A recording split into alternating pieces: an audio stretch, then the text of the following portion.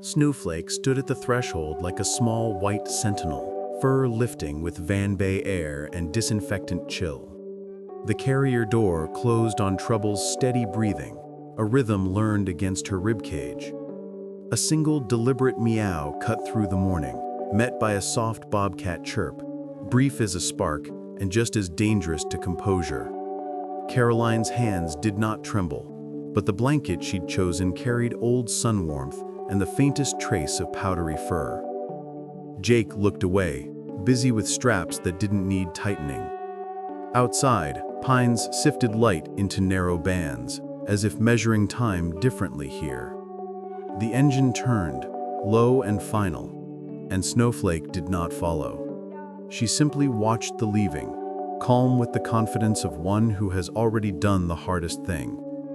The van rolled forward, and the world took the secret with it.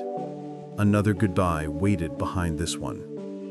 Rain hammered the tin roof and found every seam, drumming a relentless code over a room thick with iodine, milk, and wet wool. Lightning flared, revealing Trouble's pupils blown wide, his body rigid under unfamiliar thunder. Snowflake flowed around him like warm snowfall, spine curving until her chest sealed the shake in his bones. Her purr began small and deep, then gathered into a rolling engine that pressed the weather back. Caroline checked vitals by phone glow, counting beats that settled as fur met fur. The storm learned the limits of intimidation against the gravity of comfort. In the blue dark between strikes, the kitten remembered something older than fear. Steady vibration, matched breathing, shared heat. Outside, gutters overflowed like small rivers. Inside, calm redrew the map. The thunder did not stop. It was simply outlasted. Later, the storm would seem less like violence and more like a lesson in endurance. The sky went coin-flat and copper-red before noon, ash moving sideways like scorched snow. Sirens stitched the foothills into a single alert while radios choked on crosstalk. Caroline's list turned triage: crates, meds, records, water, masks, hands. Trouble tasted smoke and lifted his head, nose flaring at a threat too big to bite. Snowflake stayed near his carrier, tail wrapped like a white tether, purr gone silent for once, saving air. Jake parked trucks into a convoy and timed turns with practiced impatience. Wind found new angles, sparks tested fences. A floating ember landed on a damp towel and died without ceremony. When the sheriff's checkpoint opened, the line of life rolled forward, animals arguing in their languages, Caroline counting again and again. The deadline for transfer collapsed into immediacy. No later, no after, just now, under an orange ceiling, hustling trust down the road before the ridge ignited.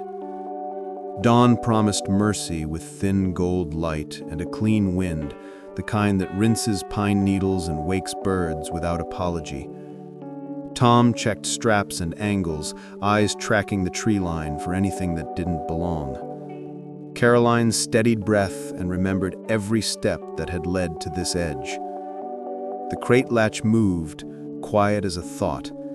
Air met Trouble's whiskers, bright with cold and sap and animal certainty. Then a sound arrived with no scent, a mechanical hum spiraling overhead, curious and hungry. A drone floated into the clearing, its camera eye open like a small, unblinking accusation. The forest flinched. Tom shut the door fast enough to keep futures from spilling. Plans rerouted in silence. They would not gift a predator's map to spectacle. The first attempt ended not in failure, but in refusal. Freedom would wait for a place without witnesses. The wild deserved solitude more than ceremony. Winter pressed its glass face against the valley and exhaled until everything shimmered. The camera woke to a motion that belonged here, shoulders sliding through snowfield shadows. An adult bobcat materialized, heavy with health, paws broad as promises, coat dusted with a bruised blue glitter of frost. Breath showed itself in little clouds, and within those clouds a faint tremor suggested something impossible, the steady buzz of contentment riding cold air. Behind him, slightly to the left, a smaller figure paused, learning the geometry of drifts by mimicry. The frame captured an inheritance without commentary.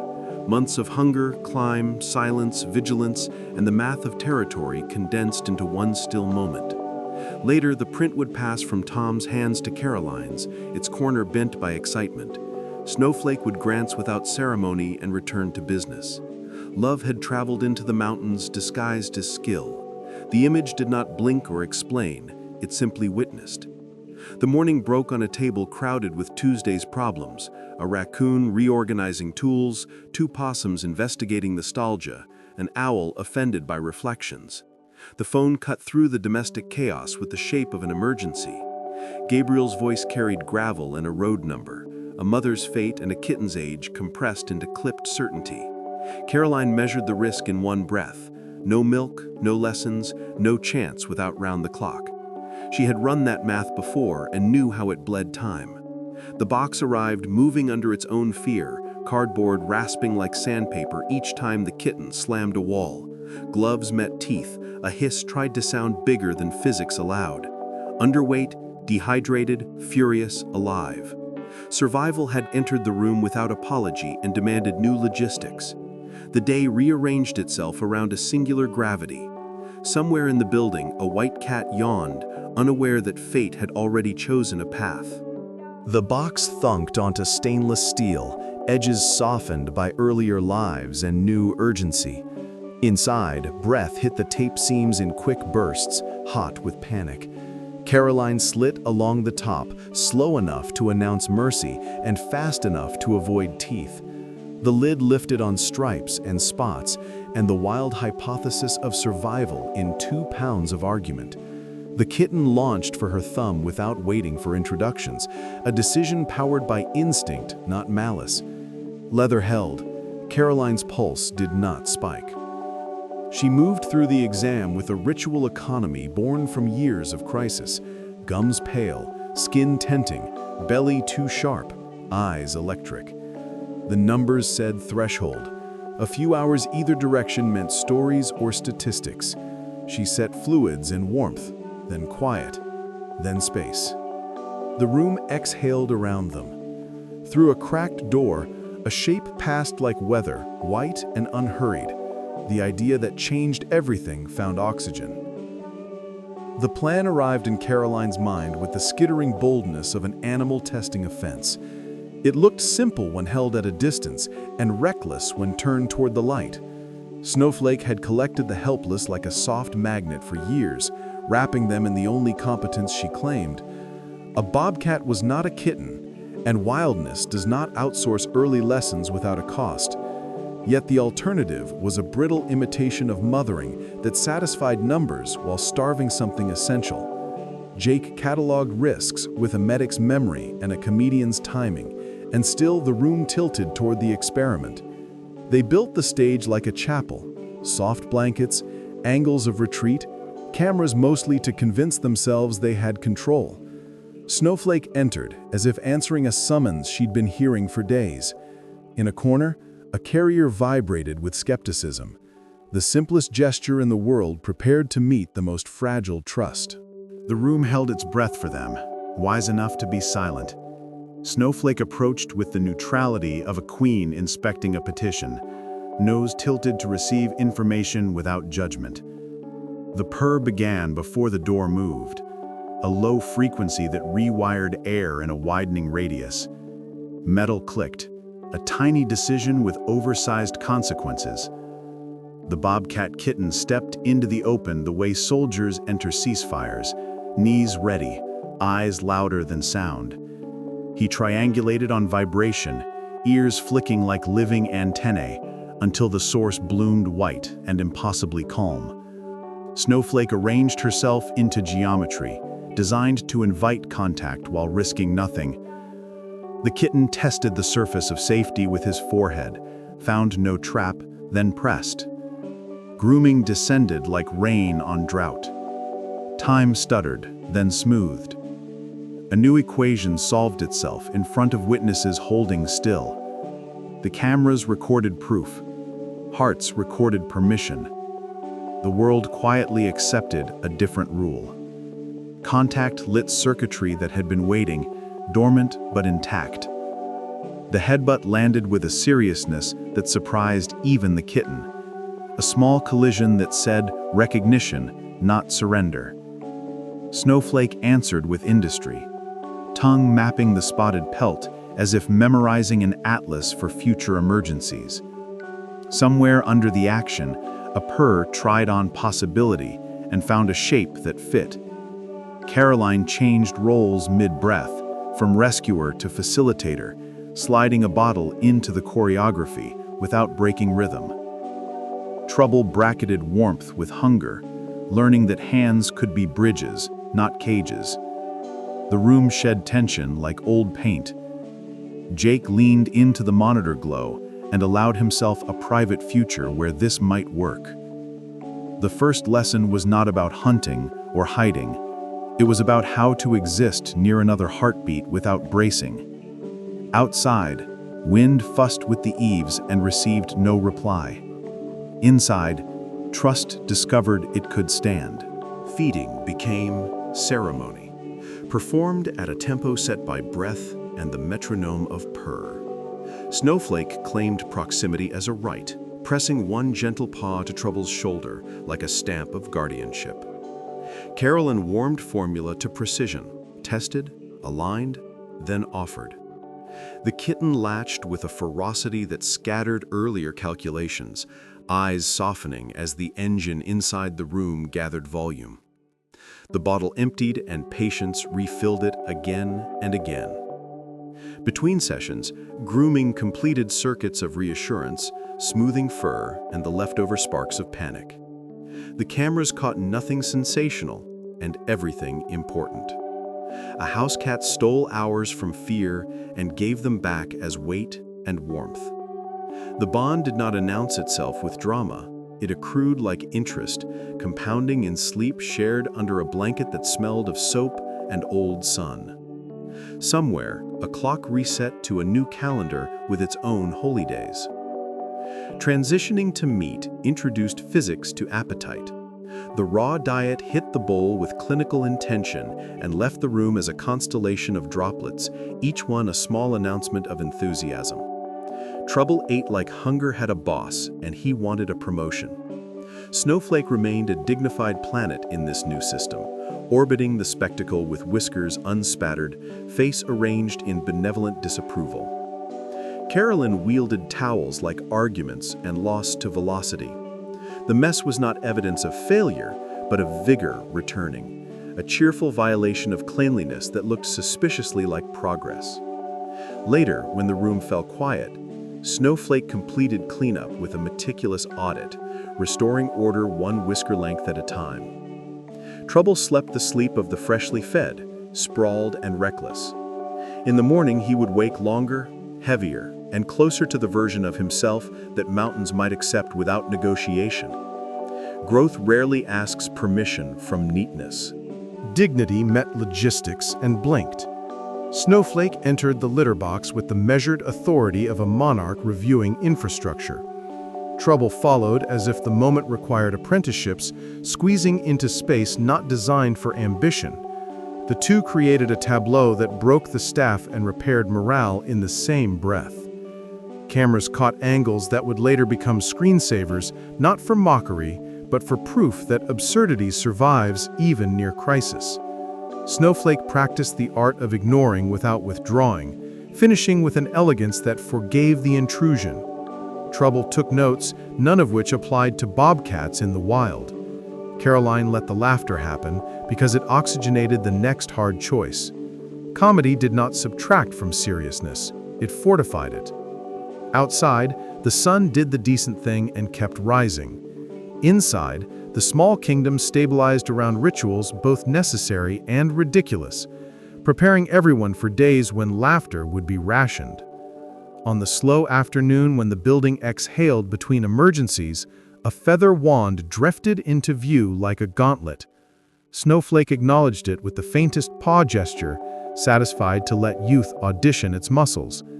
Trouble launched as if the toy had insulted the memory of ancestors, spine coiling, paws splayed, a blur of intent stitched to air. The feather became an enemy, then a lesson, then a victory he could not stop winning. Snowflake observed from her cushion, granting approval in increments, the sovereign of playtime diplomacy. Caroline watched Kinetics tell a story about reflexes in restraint, cataloging each pounce for future translation into survival. The battle ended in panting triumph over vanquished string. It meant nothing in the mountains and everything in this room. Skill must begin somewhere, even if the first opponent is engineered and soft.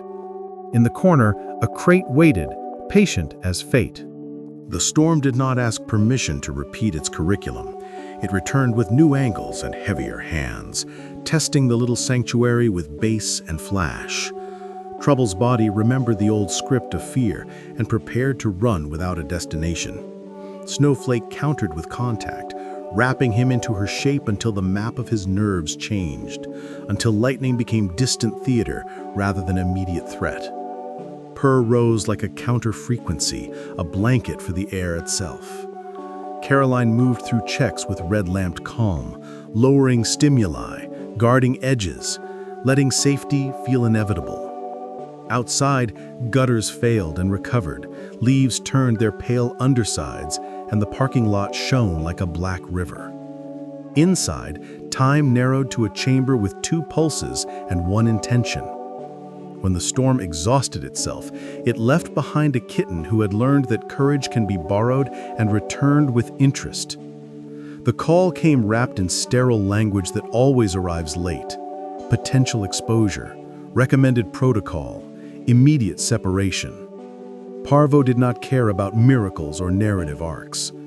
Caroline built a clean room at speed, plastic hissing into walls, bleach burning like truth. Snowflake watched from the other side of clear sheeting, a queen behind glass, still and resolute. Trouble protested with the old vocabulary, not of anger, but of bewilderment. The room's soundtrack shifted from purr to filtered air. Hands moved inside gloves. Voices softened, without becoming sentimental. Time lengthened, measured in temperatures and hope. The world beyond the barrier continued with its petty urgencies. But inside, the day committed to a single task, keeping futures intact. Tests returned their mercy in increments, one negative followed by another.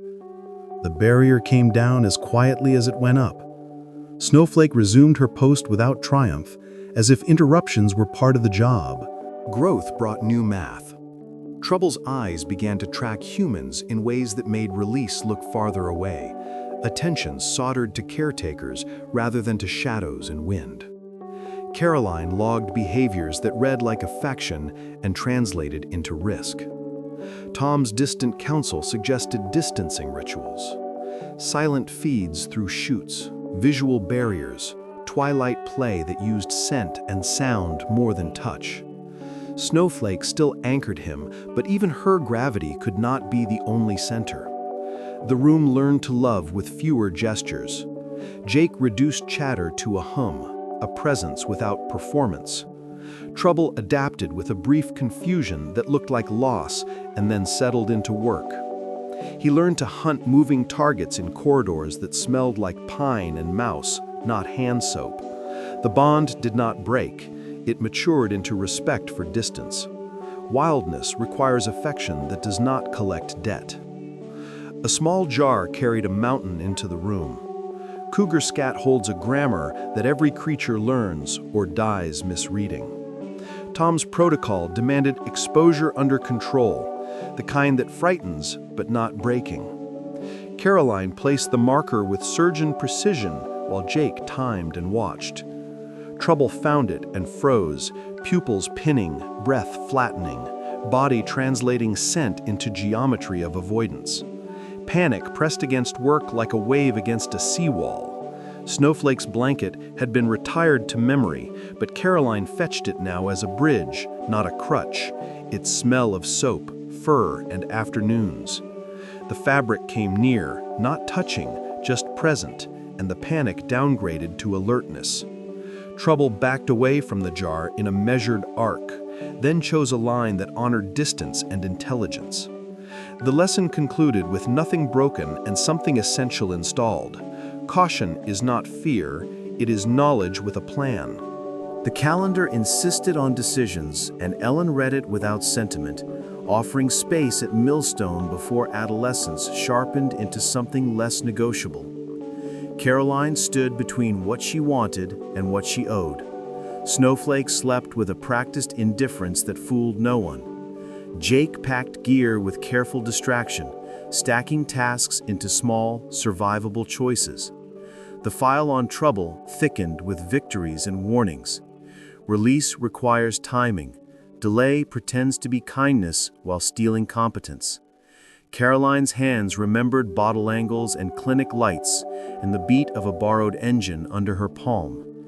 She also remembered mountains and what lives there without witness. The answer arrived not as relief but as resolve, a decision that understood grief as the price of doing the right thing. The room felt it before she said it aloud to no one. It was time to hand him to the wild. The day before departure did not perform ceremony. It offered dust motes in a square of light, Snowflake in supervisory loaf, Trouble tracking particles with Hunter's seriousness. Tail twitches communicated approval, correction, patience, sovereign tolerance. The ordinary became sacred because it was almost over. Caroline memorized the sound of claws on rubber matting, the absence of fear in a space that once held only adrenaline. Jake adjusted cameras that would soon watch other stories. Coffee went cold and then colder. The sun slid along the floor and counted minutes better than any clock. Innocence was not gone. It had matured into competence. The room would never be more itself than in this quiet, where the future pressed against the present without forcing its way through. When the light moved out of the square, everyone knew the next chapter had already opened. Tom stepped out of the truck with the unshowy authority of someone who has outlasted many winters. Millstone lived in the seams of his jacket and the way he greeted fences as colleagues. He moved through the facility like a respectful guest, then knelt by the crate and let assessment happen mostly with eyes. Trouble studied him back, not impressed, not afraid, simply awake to a new variable. Praise landed lightly. The room did not need flattery. Tom labeled Snowflake's contribution a miracle with a fieldman's caution, meaning a thing that worked despite the literature. He reviewed protocols without drama, each step leading away from comfort and toward capacity. The plan took on muscle, schedule dovetailed with weather, and contingencies nested like birds. He did not promise outcomes, he promised work. It was enough. The building adjusted to the idea of departure by becoming quieter.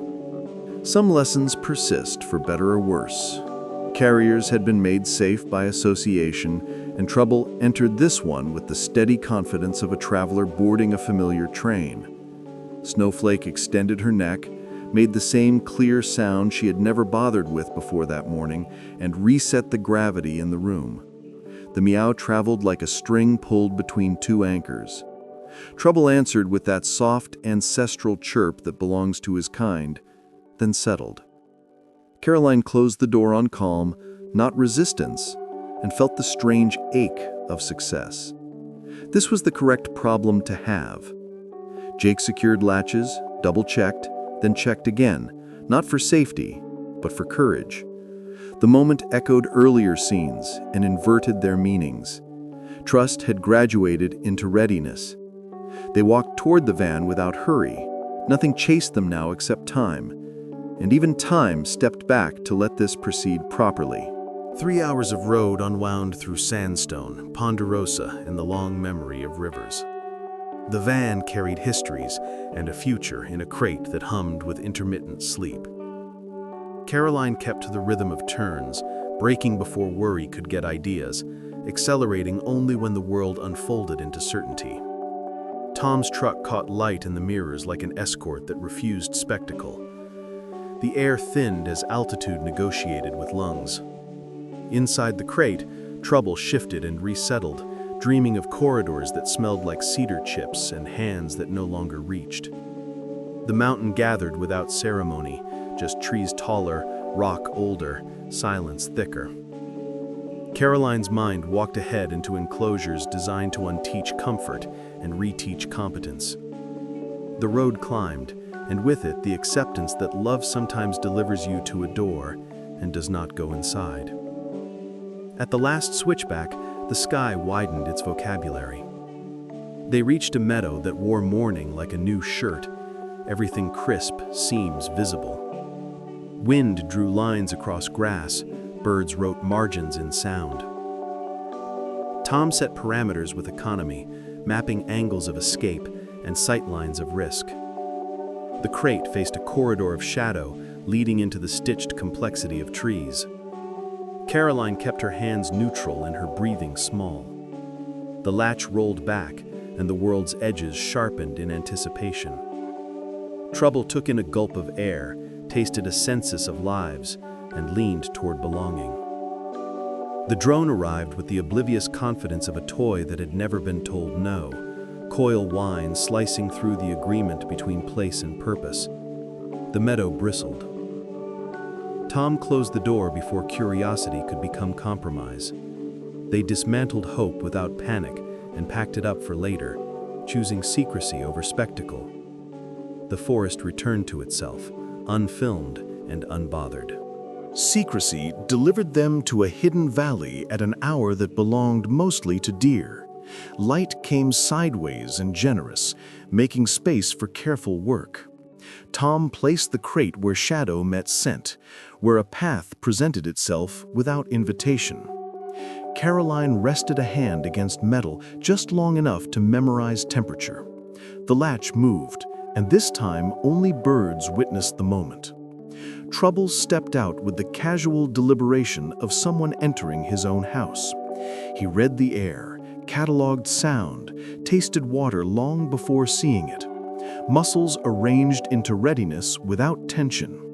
He did not look back because looking back is a human habit. The forest accepted him not with fanfare, but with room. He melted into geometry designed for his body, vanishing by becoming exactly what he was always meant to be. Perfection rarely announces itself. It just leaves you standing in a quiet clearing, smiling and emptied. Back at the rescue, life resumed with its usual insistence. A trio of raccoon kits arrived under a blanket that smelled faintly of engine heat and fast decisions. Snowflake evaluated the pile, then set to work as if no other outcome had ever been possible. Her paws arranged small bodies into a single shape that breathed easier together than apart. The purr returned to the room and reorganized molecules. Caroline watched the cycle continue without asking her permission, the engine of care resetting to idle and then to work. Jake documented without turning it into performance, understanding that not every miracle needs a title card. The kits learned the economy of warmth under white fur, the first lesson for creatures whose futures would demand more than comfort. Snowflake did not look heroic, she looked busy. That was enough. The building felt like a lung that had learned again how to expand. Margaret wore toughness like a uniform and practicality like armor. Neither survived the quiet afternoon after release. She stood by the window that framed ordinary trees and found her reflection blinking more than necessary. The tissue she kept for other people turned traitor and served their original purpose. Tears are not always grief. Sometimes they are the body making room for relief it cannot hold while standing. She had seen arrivals and departures, failures wrapped in careful words, victories wrapped in silence. This one asked more. Snowflake padded past with the economy of a veteran, tail high, mission clear. Margaret breathed through the ache and let it exist without apology. The building accepted this weather system and did not mock it. In a corner, the empty crate dried after cleaning. Tools returned to hooks. Work waited, but did not interrupt. Some days require a pause so the story can fit inside. Roads home are longer when you carry less weight. Caroline folded Snowflake's blanket across the passenger seat like a stand-in for conversation. The fibers held sunlight from other days and the faint trace of bottle formula that no amount of washing erased. The van kept a modest speed through canyons that felt both generous and indifferent. The absence of a crate changed acoustics, turned rattles into companions. She replayed the releases she had seen and the endings that had taught more than success ever could. This one settled differently, heavier and lighter at once. At a turnout with a view of ruinously beautiful rock, she stopped and let the silence argue its case. The windshield framed a world that does not soften itself for comfort. Love had done what it could, and then something harder. It had stepped aside at the correct moment. She drove again, no lighter, just truer. Tom's message arrived without ceremony, a file name that hid fireworks. The image opened and Winter inhaled. Trouble had become exactly what his bones promised. Muscle arranged for purpose, eyes tuned for margins where life happens. The breath cloud tremble radiated a remembered purr, the smallest signature of an earlier life carried without shame. Behind him, a juvenile mirrored footfall and caution, learning maps by presence rather than instruction. The camera did not editorialize. It collected proof that gentleness had survived translation into wilderness, not as softness, but as steadiness. Caroline printed the photo and felt the paper warm under her hand. Snowflake glanced, uninterested in evidence for what she already knew. The office light hummed, and the building's ordinary sounds became a choir. The past did not return. It simply sent a postcard to say the future was proceeding as planned, with upgrades. Evening settled into the rescue with a sweetness that did not ask to be named. Snowflake groomed a squirrel kit with the same inexhaustible patience she had offered every creature brave enough to trust. The kit vibrated with a happiness that did not belong to its species, or perhaps belong to all species when relief wins. The room held the ghost of a purr from mountains far away, crossing distances without effort. Caroline stood in the doorway and let the weight of every chapter gather, not to crush, but to confirm. Love had crossed a category line, then another, and turned into competence, then wisdom, then release. The cost remained, accounted for in quiet moments and drive-time silences. The ledger still balanced in favor of trying. Outside, night practiced being kind. Inside, legacy sharpened into routine. Somewhere, paws wrote their story across snow, and the world did not argue.